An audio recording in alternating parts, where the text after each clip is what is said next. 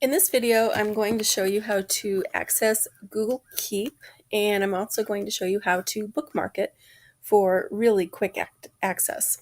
So right now you can see that I am in my drive, and to access Google Keep real quickly, you can come up here to this little icon up here.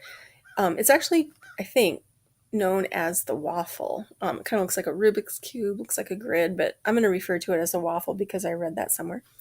So anyway, if we click this open, you're going to see a lot of the Google apps that you have access to currently. You know, you'll see Classroom. If any of you use things like Hangouts, there's YouTube, etc. Now, if you scroll down just a little bit further, you'll see the Google Keep icon. Now, in case you didn't want to keep scrolling all the time to find it, you can actually click and drag that up to the ones that you use more frequently. So let's say that maybe you want it up here even with docs and sheets and that kind of stuff. Oops, didn't mean to do that. Anyway, so now you can see that it's here. If you want to access it quickly from your mail, I think you'll have to, for each individual one, you have to drag it. So I can just move that up. So when I'm in my mail, I can find it quickly. I'm going on the assumption it's going to stay there the whole time.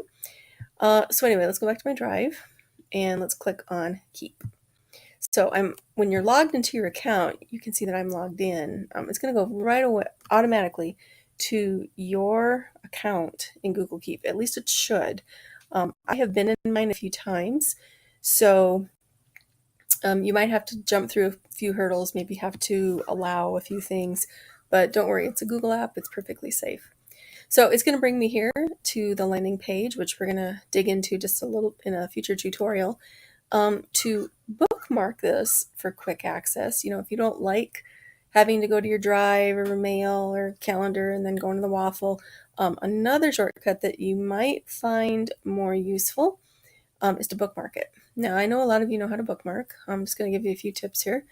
As you can see along my bookmark bar here, I have lots of little icons, but I don't have words next to all of them. This one I do because that means a doc, but I need to know that it's the manual that I'm making. I had no idea what this little thing would mean, so I put bell ringer next to that because I know that website has bell ringers.